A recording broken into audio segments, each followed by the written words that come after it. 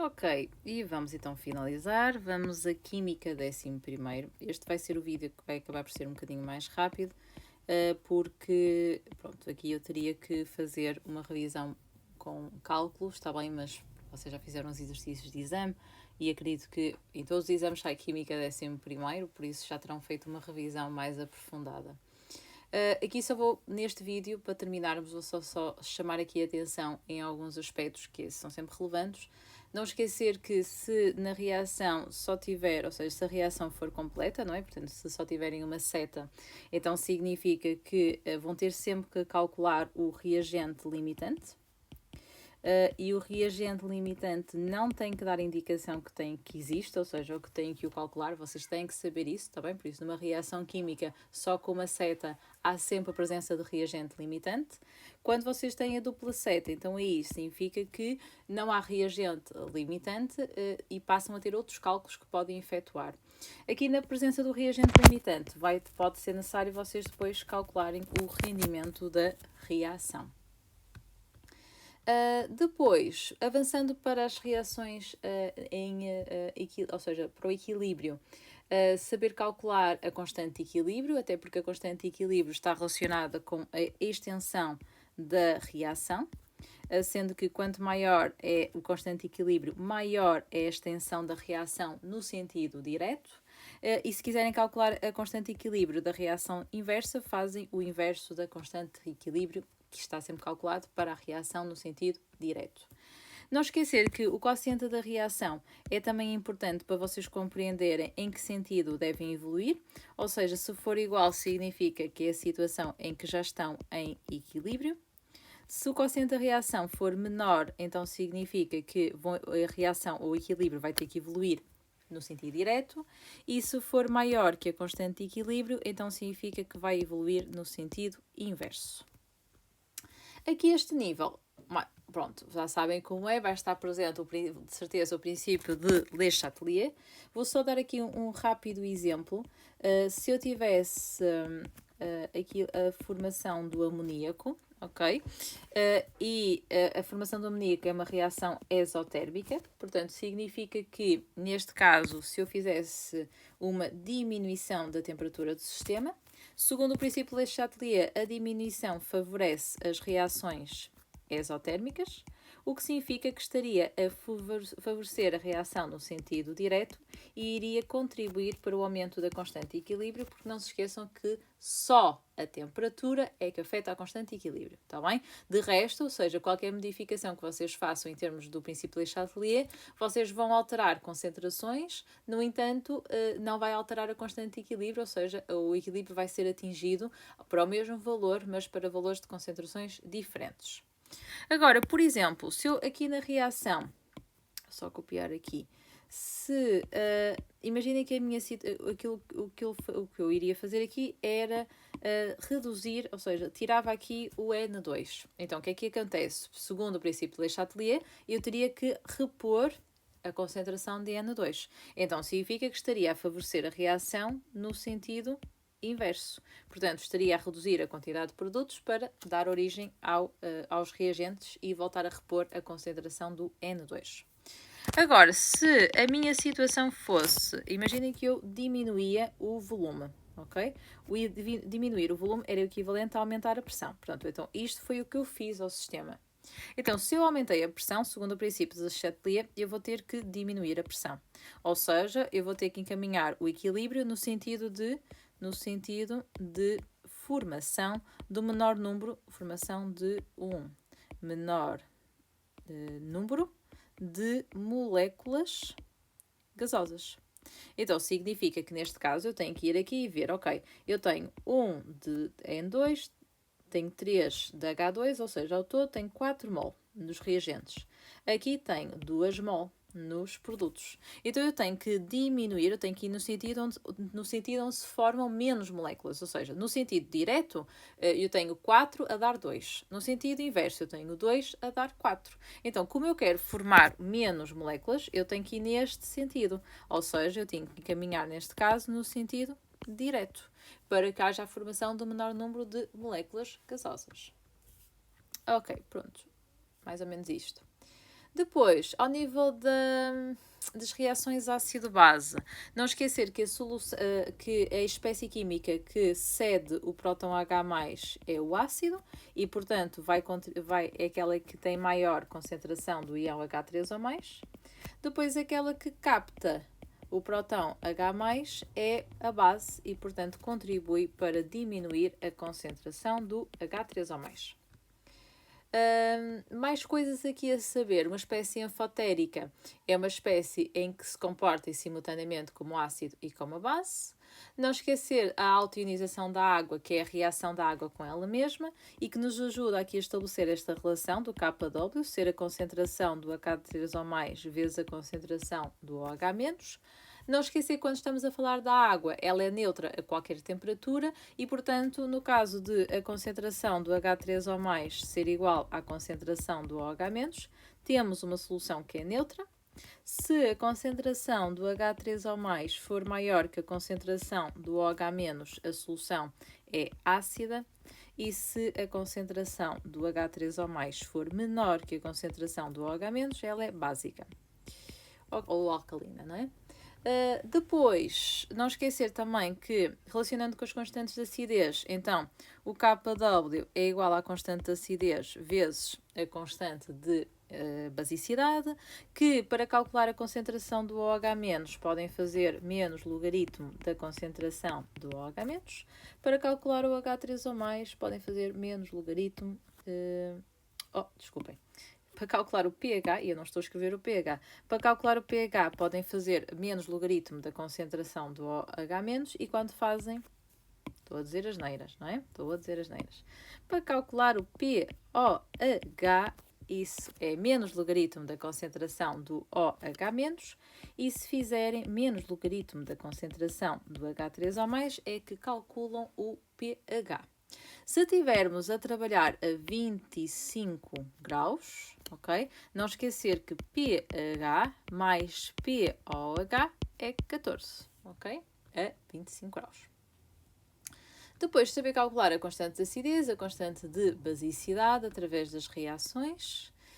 E não esquecer na parte da titulação ácido-base, que vocês no balão de Erlenmeyer, ou seja, numa trás, vocês colocam sempre o titulado, que é aquilo que vocês normalmente querem descobrir a concentração, e na bureta vocês colocam sempre o titulante.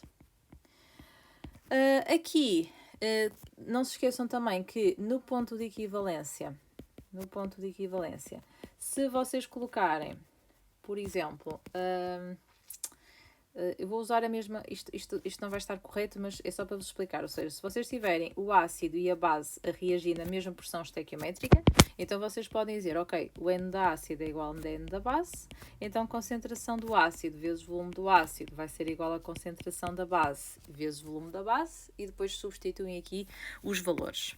Se, por exemplo, fosse 2HCl a reagir com NaOH, ok? Então, neste caso, já tinha que vos explicar que o N do ácido, que é o HCl, é o dobro do N da base. Portanto, então aqui era a concentração do ácido vezes o volume do ácido e igual a dobro da concentração da base vezes o volume da base.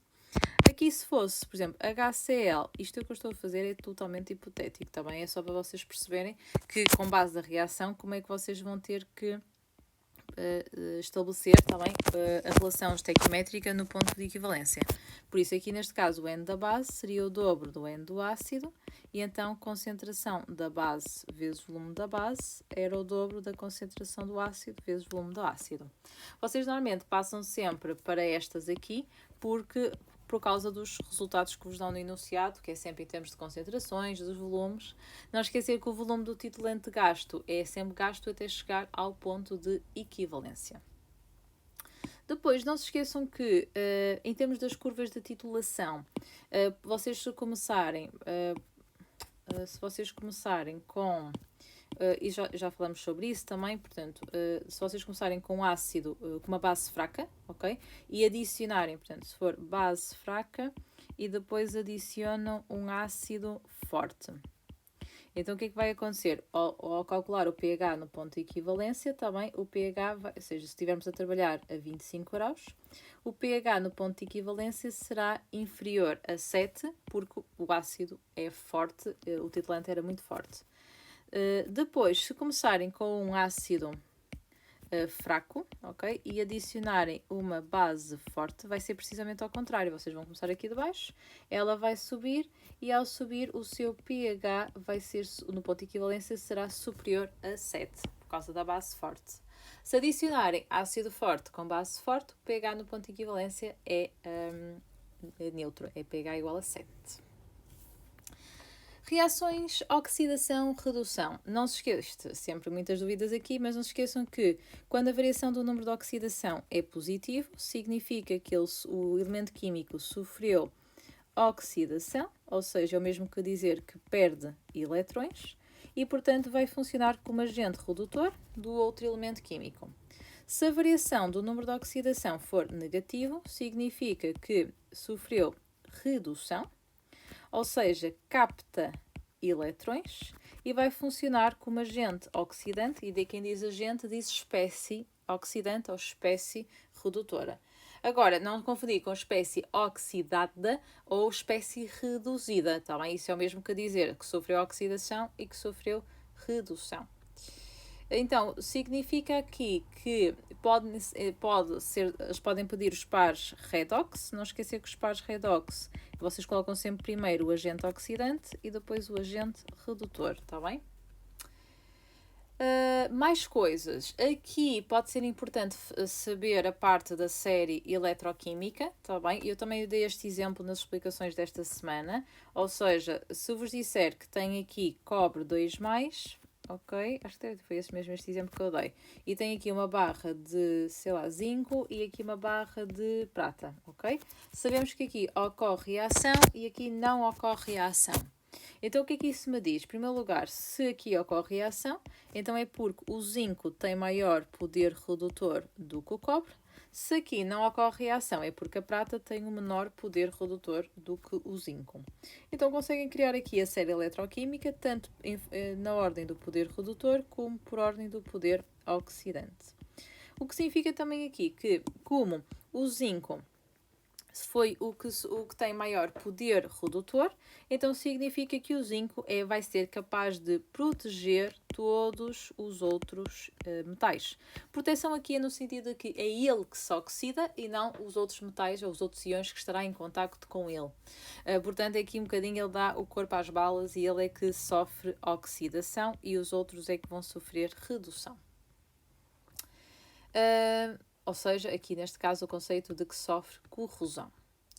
E por último, em termos de solubilidade, ter algum cuidado aqui quando vocês estiverem a fazer o produto de solubilidade, ou seja, vamos imaginar que temos CaOH2 a originar Ca2+, mais 2HO-.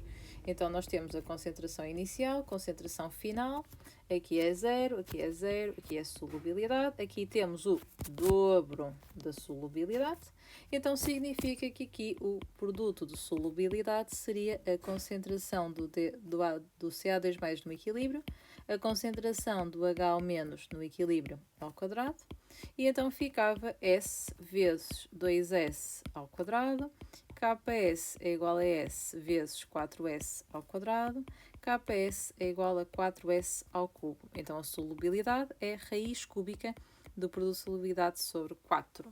Portanto, a partir do produto de solubilidade, podem calcular a solubilidade. O produto de solubilidade é uma constante de equilíbrio na mesma. A solubilidade, neste caso, estaria expressa em mol por decímetro cúbico. Não se esqueçam que aqui, se tiverem acesso às informações para calcular o quociente da reação e o quociente da reação der superior à constante, neste caso de equilíbrio, que é o produto de solubilidade, significa que esta é a única situação em que vai levar à formação de precipitado, porque vai ter que evoluir no sentido contrário. Está bem? Também aqui pode ser necessário falar um bocadinho sobre o princípio de Le Chatelier, porque imaginem que tem o efeito do íon comum, ou seja, por exemplo, se eu adicionar a esta solução uma solução que já contenha o cálcio, então estou a contribuir para aumentar a concentração do cálcio. Logo, segundo o princípio Le Chatelier, eu vou ter que reduzir a concentração de cálcio, ou seja, vou ter que fazer com que a reação evolua no sentido inverso. Ao evoluir no sentido inverso, estou a aumentar a concentração de precipitado, logo estou a contribuir para diminuir a solubilidade deste sal. Por outro lado, se eu adicionasse, por exemplo, ou seja, uma solução que, em vez de aumentar a concentração de cálcio, ou seja, fosse, vamos imaginar que adicionava aqui um íon que iria reagir com o íon cálcio e dar origem a um íon complexo. E esses, normalmente, os íons complexos são íons que são muito mais solúveis. Então, nesse caso, estava a ocorrer aqui uma reação secundária que iria contribuir para reduzir a concentração de cálcio. Então, nesse caso, já é diferente, ou seja, já estou a contribuir para reduzir a concentração de cálcio, ou seja, estaria a favorecer a reação no sentido direto, logo estou a contribuir para reduzir a concentração do sal e aumentar a concentração dos produtos, e neste caso estaria a favorecer a solubilidade do sal. Ok, está feito. Já agora, também fizeram uma pergunta relativamente à dureza da água. Não tem saído nenhuma pergunta sobre isso, mas a dureza da água está relacionada com a concentração dos íons cálcio e magnésio na água, ou seja, quanto maior é a concentração destes íons, cálcio e magnésio, mais dura é a água. Pronto, de resto, aconselho-vos sempre a dar uma vista de olhos também nas atividades laboratoriais. Não se esqueçam que têm que saber fazer muito bem a regressão linear na calculadora, portanto é uma das perguntas que costuma sair com alguma frequência. E de resto, aconselho-vos a partir do final do dia, 6, 6h30, não façam mais nada, está bem? Descansem, aproveitem para fazer alguma coisa que seja do vosso agrado, deitem-se cedo, não se esqueçam que devem colocar a calculadora a carregar, está bem? Não se esqueçam de levar todo o material necessário, lápis, borracha, caneta, régua, está bem? E de cartão de cidadão, obviamente, e espero que corra bem. Vão tranquilos, ou seja, quanto mais tranquilos vocês forem, ou seja, o vosso raciocínio fica mais fluido, tá bem? Eu sei que é mais fácil dizer, no entanto, acreditem no trabalho que fizeram o máximo que conseguiram no tempo que tiveram, e desejo-vos tudo de bom para amanhã. Boa sorte!